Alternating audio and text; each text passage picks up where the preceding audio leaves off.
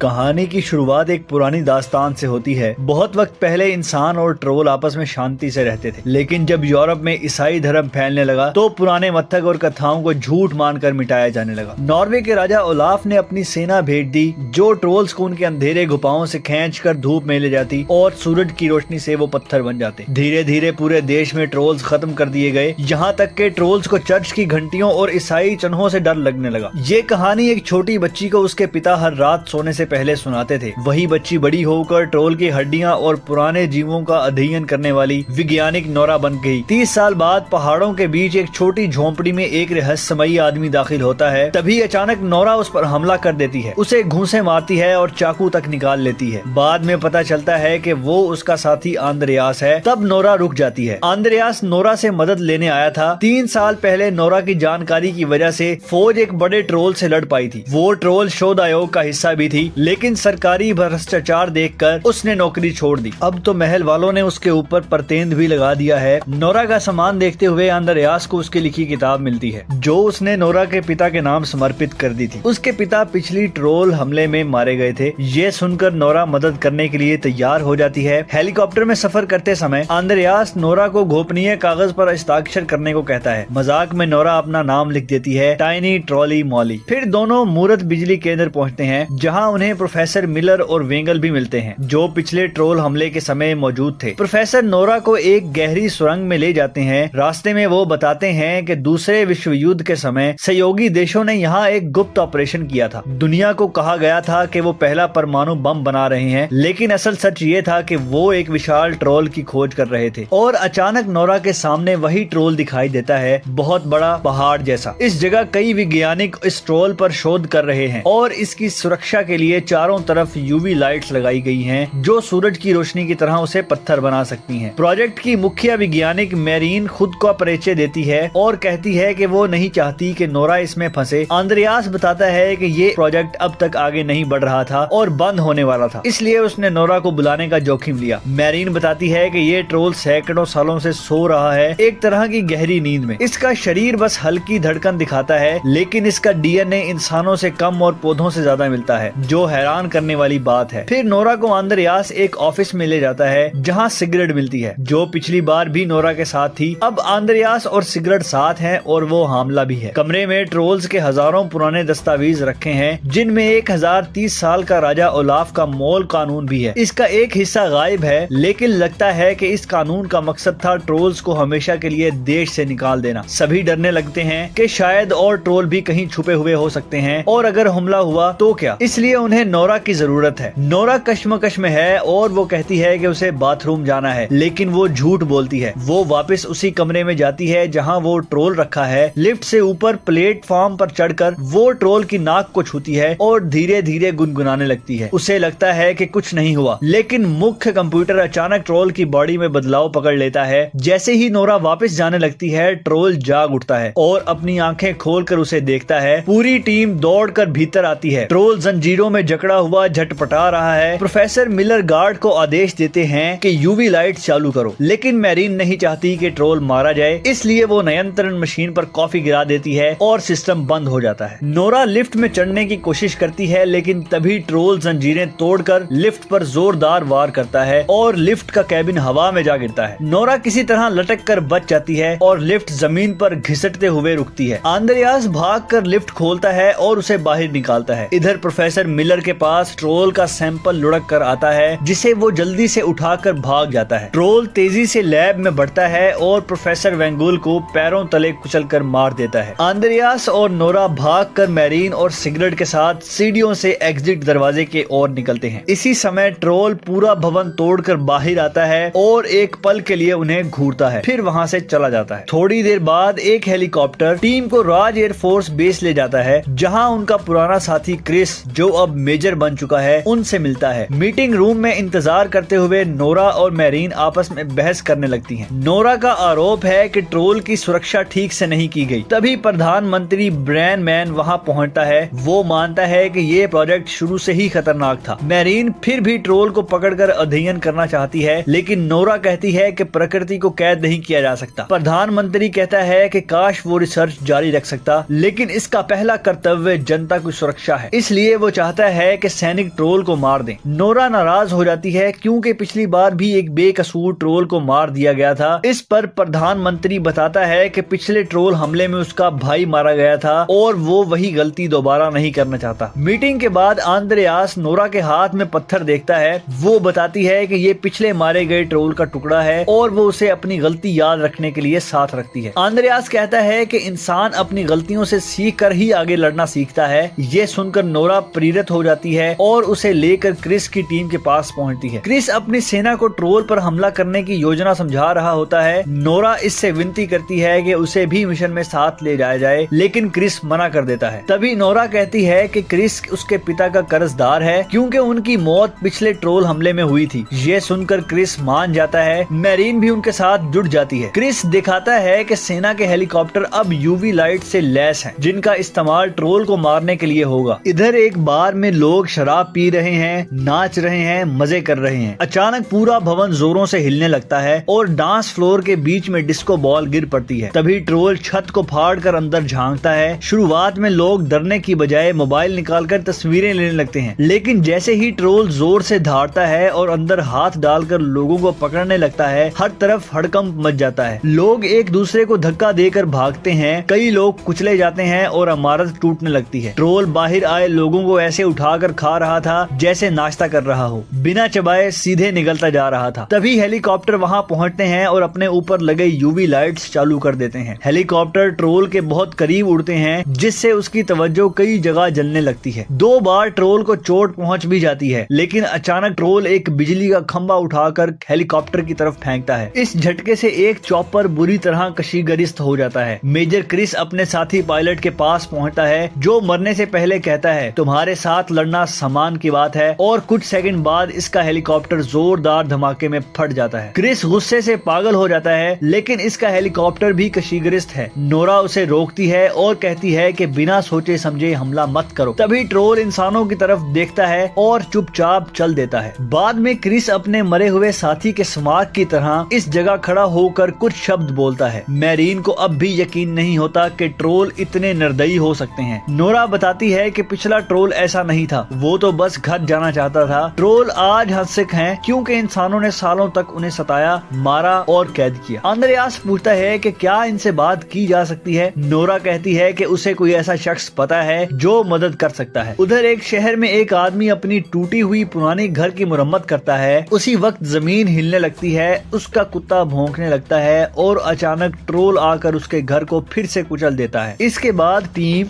Door mountains के एक ममनुआ फौजी इलाके में पहुंचती है। टूटे हुए फेंस से अंदर घुसकर वो एक पुरानी गुफा में जाते हैं। वहां आंद्रेयास एक चिपचिपे मादे को छूता है और नोरा बताती है कि ये ट्रोल राजा को मारने का जाल था। सैकड़ों साल पहले इंसानों ने इसके बच्चे को अगवा किया और उसी गुफा में छुपाकर राजा को मौत के जाल में फंसाया। दीवारों पर ईसाई क्रॉस और मजहबी निशान खोदे गए थे ताकि राजा को ज्यादा नुकसान हो, लेकिन नोरा बताती है राजा मरा नहीं था, वही ट्रोल था जिससे वो 3 साल पहले लड़े थे, लेकिन उसके बच्चे की लाश कभी नहीं मिली। गुफा में एक बड़े गड्ढे पर पहुंचकर नोरा ट्रोल राजा के पत्थर के टुकड़े को जमीन पर थपथपाती है और सबको घबराने से मना करती है। अचानक सामने एक छोटा ट्रोल दिखाई देता है। नोरा बताती है कि यही राजा का बच्चा है। वो पिछले 3 सालों से यहाँ आती रही है ताकि ये ट्रोल इस पर भरोसा करे। वो उसे इसके वालिद का पत्थर दिखाती है। ट्रोल उसे सूंघता है और नोरा उसकी नाक पर हाथ फेरती है। नोरा जब गुनगुनाती है तो वो भी खुश होकर आवाजें निकालता है। आंद्रेयास भी कोशिश करता है और ट्रोल उसे भी कबूल कर लेता है। चूंकि इसका कोई नाम नहीं है, नोरा उसे प्यार से कहती है ब्यूटीफुल। फिर नोरा संजीदा होकर उससे मदद मांगती है। बोवार्डन पहुंचकर जैसे ही दूसरा ट्रोल आता दिखाई देता है, नोरा फ्लेयर गन से आसमान में रोशनी छोड़ती है और तभी ब्यूटीफुल बर्फ से निकलकर बाहर आता है। दोनों ट्रोल एक दूसरे पर गुर्राने लगते हैं। आंद्रेयास गोली चलाने की तैयारी करता है, लेकिन मैरीन उसे रोक लेती है। तभी विशाल ट्रोल जोर से जमीन पर पांव मारता है, जिससे बर्फ टूटने लगती है। नोरा भागती है, लेकिन फिसल कर गिर जाती है और क्रिस उसे उठाकर बचाता है। अफसोस ब्यूटीफुल वक्त पर नहीं कूद पाता और बर्फ टूटकर ठंडे पानी में गिर जाता है। वो कुछ सेकंड तक तैरने की कोशिश करता है, फिर बर्फीले पानी में डूब जाता है। इसके बाद ट्रोल इंसानों की तरफ बढ़ता है, इसलिए सभी हेलीकॉप्टर की तरफ भागते हैं। ट्रोल उन्हें रोकने की कोशिश करता है, लेकिन हेलीकॉप्टर उड़ान भरकर बच निकलता है। नोरा टूट जाती है और रोते हुए इस जगह को देखती रहती है जहाँ ब्यूटीफुल हमेशा के लिए गायब हो गया। एयरबेस पर नोरा मैरीन को बताती है कि वो एक बार ब्यूटीफुल को गुफा से बाहर कैसे लाई थी। वो किसी चीज को नष्ट नहीं करना चाहता था, वो बस आसमान के सितारों को देखता बैठा रहता और फिर वापस उसी जगह लौट जाता जहां उसे महफूज लगता था। तभी ग्रो ट्रोल के रास्ते को ट्रैक करता है और मैरीन समझती है कि ये तीर्थ यात्रा का रास्ता है जो शुमाल में निंदारुस तक जाता है। नोरा अपने नोटिस देखती है और उसे अपने पिता की पुरानी कहानी याद आती है। पुराने जमाने में निंदारुस ही राजधानी थी और राजा ओलाफ वहीं से राज करता था। इसका मतलब ट्रोल का मकसद है बदला। टीम फौरन ट्रोनहाइम पहुंचती है और नोरा के पिता की पुरानी दोस्त ईस्टर से मिलती है। वो उन्हें निंदारुस कैथेड्रल दिखाती है जो 1070 से 1300 के बीच बना था। ये जगह नॉर्वे की जालिम मजहबी इक़्तिदार का मरकज थी। चूँकि वो चर्च में दाखिल हो रहे हैं, क्रिस अपने हथियार बाहर ही छोड़ देता है। नोरा बताती है कि वो ओलाफ की कब्र ढूंढने आई है। ईस्टर सोचती है कि चर्च ने ओलाफ को क्यों छिपाया, जबकि वहीं तो इनके लिए खास था। शायद उनके बीच कोई बड़ी कशमकश हुई थी। वो एक खाली कमरे में पहुंचते हैं जहां ओलाफ की कब्र बरसों से कोई नहीं ढूंढ पाया। तभी मैरीन को दीवार पर वही निशान दिखाई देता है जो गुफा में था। अब सब मिलकर खोज शुरू करते हैं।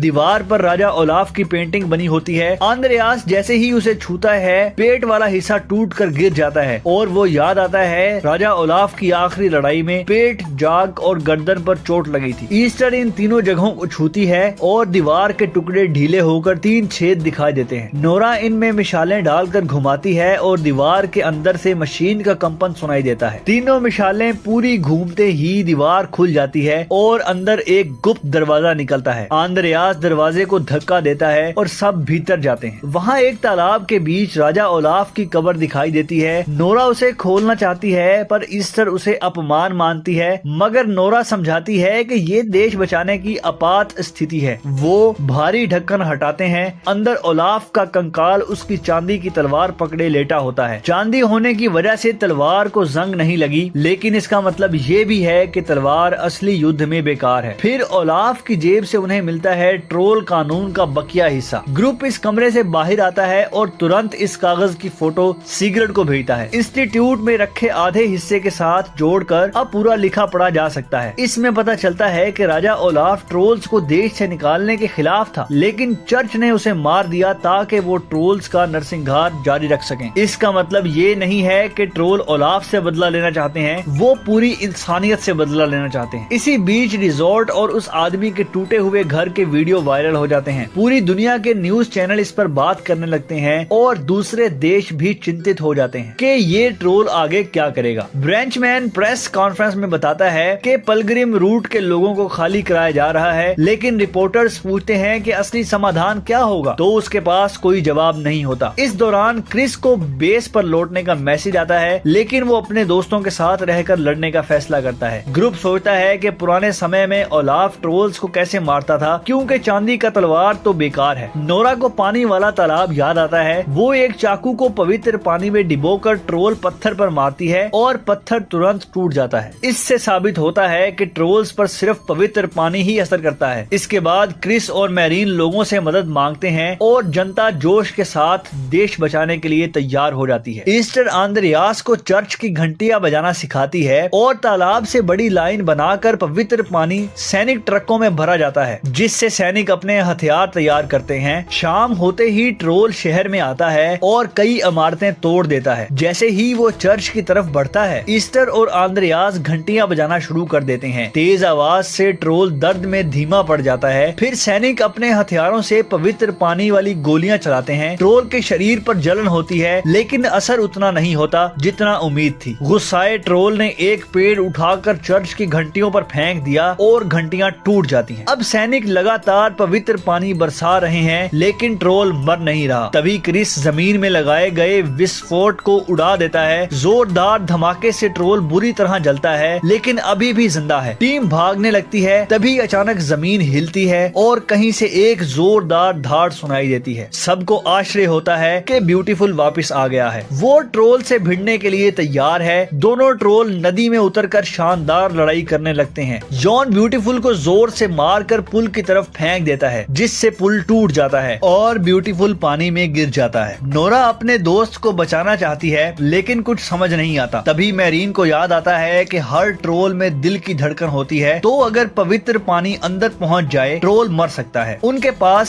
सिर्फ एक बम बचा है, इसका मतलब है कि उन्हें उसे बहुत सावधानी से इस्तेमाल करना होगा। यॉन लगातार नदी में ब्यूटीफुल को पीट रहा होता है और आसपास की चीजें तोड़कर हथियार बनाकर उसे और ज्यादा नुकसान पहुंचाता है। इसी बीच क्रिस और आंद्रेयास हेलीकॉप्टर में बैठते हैं, जबकि नोरा और मैरीन आगे जाकर ट्रोल पर गोलियां चलाती रहती हैं। भले ही इससे ट्रोल पर ज्यादा असर नहीं हो रहा, पर कम से कम उसका ध्यान बट रहा है। ब्यूटीफुल फिर भी पानी में दुश्मन के पैर तले फंसा हुआ है। हेलीकॉप्टर ट्रोल के ऊपर घूमता है और अचानक बम नीचे फिसल जाता है। आंद्रेयास तुरंत कूदकर बम पकड़ लेता है, लेकिन डेटोनेटर सड़क पर गिरकर टूट जाता है। अब बम फोड़ने का एक ही तरीका बचता है, ग्रेनेड से ब्लास्ट करना, यानी किसी को बम के साथ मरना पड़ेगा। आंद्रेयास समझ जाता है कि अब उसे ही ये काम करना होगा। वो सिगरेट को आखिरी बार कॉल करता है, लेकिन कॉल पूरा होने से पहले ही कट हो जाता है। उसी समय ब्यूटीफुल बेहोश हो जाता है और नोरा और मैरीन का गोला बारूद भी खत्म हो जाता है। मैरीन भाग जाती है, पर नोरा हार नहीं मानती। तभी हेलीकॉप्टर ट्रोल के सर के पास पहुंच जाता है और आंद्रेयास ग्रेनेड और बम लेकर ट्रोल के मुंह में कूद जाता है। यूं सब कुछ निगल लेता है। कुछ ही सेकंड में ग्रेनेड फटता है और पवित्र पानी ट्रोल के पूरे शरीर में फैल जाता है। उसकी पत्थर जैसी त्वचा जलने लगती है और वो दर्द से कमजोर हो जाता है। अब ब्यूटीफुल संभल कर उठता है और मौका देखकर ट्रोल के सीने से उसका दिल निकालकर फेंक देता है। यॉन का शरीर राख की तरह टूटकर नदी में बिखर जाता है। कुछ समय बाद चर्च की मरम्मत शुरू हो चुकी होती है और ईस्टर ओलाफ की असली कहानी की प्रदर्शनी खोल देती है। सिगरेट अब मां बन चुकी है और क्रिस एक मजेदार अंकल। ब्यूटीफुल अब आजाद होकर पहाड़ों में घूमता है और नोरा के कैबिन पर मिलने भी आता रहता है। इधर म्यूलर, जिसने ट्रोल का सैंपल चुराया था, इस पर रिसर्च कर रहा है और वो सैंपल अब एक छोटे ट्रोल के रूप में जीवित हो चुका है। और इसी सीन के साथ ये फिल्म खत्म हो जाती है। अगर आपको वीडियो अच्छी लगी हो तो हमारे चैनल को सब्सक्राइब और वीडियो को लाइक जरूर कीजिएगा।